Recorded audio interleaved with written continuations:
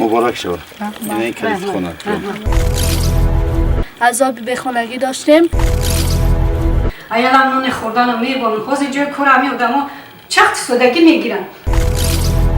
وقتی که من دیدم اینا را حال شونه مقصد همچنین انسان نمیتونستم یک طرف باشم. آرزو دارم که با کسب خودم برسم. خوزی همی یک سال زمانه ما که هر که درد جانی خودش میگه. یک خانه مکمل با دوش، با تشناب، با آشپزخانه، ولی دیگه میاد آشپزخانه. عذابم به حسابه. این نه فقط یک خانه، یک پروژه خانه. دختر جان خدا نصیب کنه تا دانشگاه و تا چه مقصد من میباشم و انا کمک میکنم اگر زنده باشم. خنده خالای فاطمه و امیده 16 ساله این دفعه کلان فرق داشت. زیرا پس از 16 سال بیخانگی و در بدری آنها اولین مرتبه خود در خانه شخصیشان به راحت حس میکردند. 4 ماه قبل آنها به اداره سامانه عائله زنگ زده خواهش کرده بودند که از زندگی ایشان مواد روی نوار بیاریم. بعد پخش نواری پردردی زندگی نامه ایشان، این خانواده با دستگیری صاحبکاری تاجیک اکای شریف جان صاحب منزل زیست گشتند. مبارک شود. این کلیت خونه. سلامت باشید. آمد 30 سالگی استقلالیت ما امروز صاحب خانه شدیم و رحمت به پیشوای ملل و رحمت با صاحبکار اکای شریف جان که ما را امروز صاحب خانه کرده داد و ما قریب 16 سال عذاب بیخانگی داشتیم. امروز که ما صاحب خانه شدیم رحمت به شمایان تشکر و اساسا به پیشوای ملل تشکر و بعد به شمایان مینداری خودم را به شما بیان میکنم. اپای فاطمه شما چی گفتن؟ من تشکر میگم برای پروردگار خدا 100 سال باشه زنده باشین. تماشاگران عزیز، اگر در یاد داشته باشید ما 4 ماه قبل از حیاتی امیده بانو، امیده که 16 سال دارد و معیوب است براتون قصه کرده بودیم. البته نواری ویدیویی.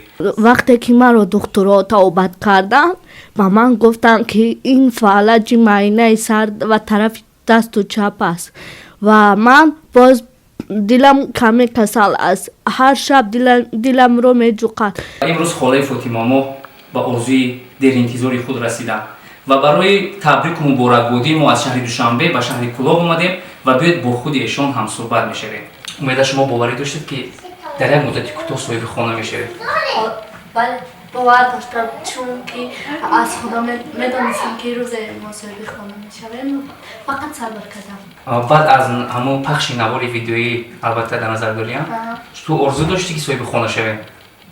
از این پیش شما در کجا زندگی میکردی؟ در کارتیر. وقت زمانی که مقصد همین ویدیو پخش شد و همگان تماشا کردن کیها به ایالت شما اومدن؟ کیها یاردم کردن؟ از مهاجرت زنگ زدن؟ خمی چیز سومیغالتی توبتی بو همی این بعد سیل بود تنوشت این خیلی چیزی برومد. بعد یعنی سیل فقط توبت کردم پیش او میکردم تنوشت میبرومن همی اولا میکفید ولی یک همسایم یک دارو داده قیمت میگه همون را بچک تنوشت چی کرد اینطوری بمو که با چخیل میشه. گفتم که این زن دادم گفتم که من وقت ندارم مزار نیست از سیلا من کسلم از اون به جای برات گفتم همین من مزام قدر نیست گفتم برات همین را بعد معاینه کردن. ساش توموگرافی کردن آوردن. با کمک کی شما معاینه کردید؟ با همین کمک اکای شریف کردم. همه کار با همین کردم. بیچاره چند بار گفت در کار بدم. من گفتم اکا جان من نمیتونم بخشش. ایالم نون خوردن رو میبونم. خوزی جای کار همین آدم چخت سودگی میگیرن. گفتم اکای چی ماست گفتم وقت ساعت شام من همین بوده که خودم نتونستم یانگام قطعی روی میکنم. البته اینا روز ساعت شید روی کم. اکی نبود تنوش همین سیلومان مازش هم نیست. فقط تناش تا چیزی میبروید دار سر میگه. یک گفتم بعد توموگرافیش که دکتر بگذارونش با چیگا میشه. ما خبر یافتیم که از حکومت شهر کلاغ به شما زمین دادن. زمین حکومت دادن. وقتی حکومت زمین رو داد در اینجا ساختمانش رو پورا اکای شریف بکردن. اکای شریف همشه بکردن. من همین مینداری من با همین حکومت شهر کلاغ میرسونم با جناب عالی با اکای شریف شما. پروردگار هرگی خورتون نکنه سفر بی خطرتون داد دست پرتون تا داده جوان برکتتون تا درد سرتون نبینم. امیده جان اکوش دیگر یگان مینت نمیشنوی خانه آزاده خانه تازه خودتون است. چی آرزو داری باز؟ اول میخوام که مکتب خوب тамом кунам ва орзу дорам ки ба касби худам расам ва амхел одамои маёб ёр мирасонам. саломат бошед. баъди программаи шумо вақте ки ман дидам инора ҳол шуна, мақсад ҳамчун инсон наметавонистам як тараф бошам. набошам ман сарватманд нестам, чӣ нестам. ана кӯшиш кардам ки ина меган студия дар ҷои мо, яъне як хонаи мукаммал бо душ, бо ташноб, бо ошпазхона, оли дар инҷа меояд ошпазхона ва зерхона, яъне ки ин мукаммал барои як оилаи хурд. ана бо ҳамин проект мо ҳамеро сар кардем. ин ҷавонаи хуб дар берунан, оли устод ҳалолкорам будиям, бисёр босифат ин корро анҷом доданд. набошад ман онорам ҳеҷ вақт надидам. якумин бор ман бо ҳамаи инҳо бо ӯ дар ҳамин ҷа шумо чанд рӯз шуд аз хуруҷ омадед? 12 рӯз шуд. 12 рӯз шуд омадам. ана шукр ки ман аз он ҷа бо телефонӣ тамос гирифта будам, валекин беҳад инсонҳои хуб, инсонҳои поксафо, корошон ҳалол, миннатдорам. алаҳмад ба онҳо. набошам фақат як маблағгузорӣ қати кор намешава агар ки кас меҳнат накунад. баъд барои умедаҷон орзу дорам ки аввал сеҳат саломатӣ, дуюмаш ҳамин хел дунёи тинҷ дошта бошем ки худо ҷаноби олиро чӣ куна, умрашро дароз куна ки ҳамин хел агар амният боша. агар ман баъди чанд сол кӯлоб омадам, бовар кунед мардума диде чӣ қадар ҳама обод, шукри худо мардум кам дорад. ин на фақат як хона, як проекти хона. духтарҷона худо насиб кунад то донишгоҳу то чиша, мақсад ман мебошаму ана кӯмак мекунам агар зинда бошам.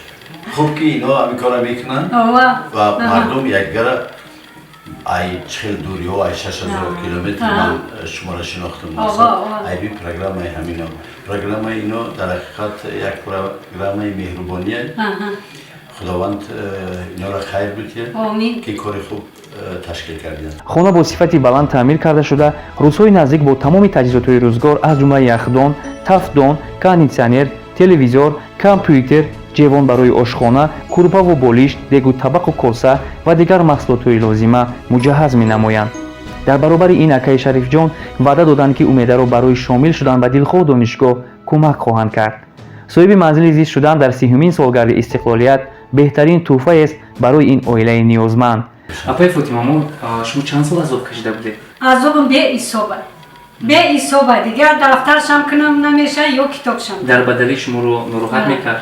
нороҳат мекард. ҷоси рухан ма фурӯхтам, суми квартира ма тайёр кардам. 130 сомон гирифтам руҳана сатилча.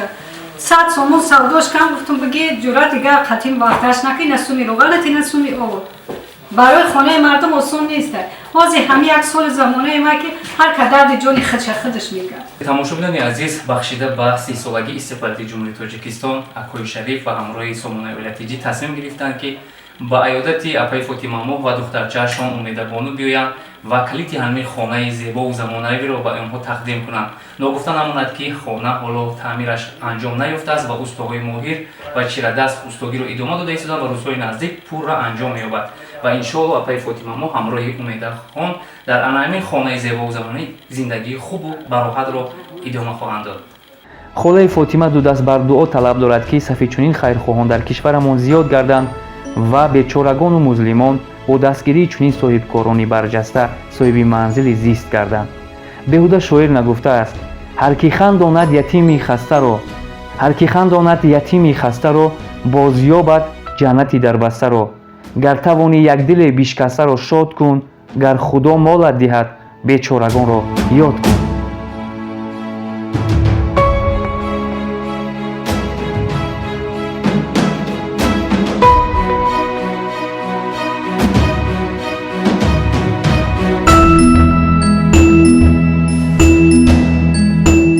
парвардгор файз баракат дар сарш беза, ҳаргӣ хорш накна, ҳаматона хор накна. парвардгор ҳамин мулки моро тинҷӣ кна, ҳамин ҷаноби мо зинда бошад, 100 сол бошад, зинда бошад. Амин. Марҳамат дар раҳмат.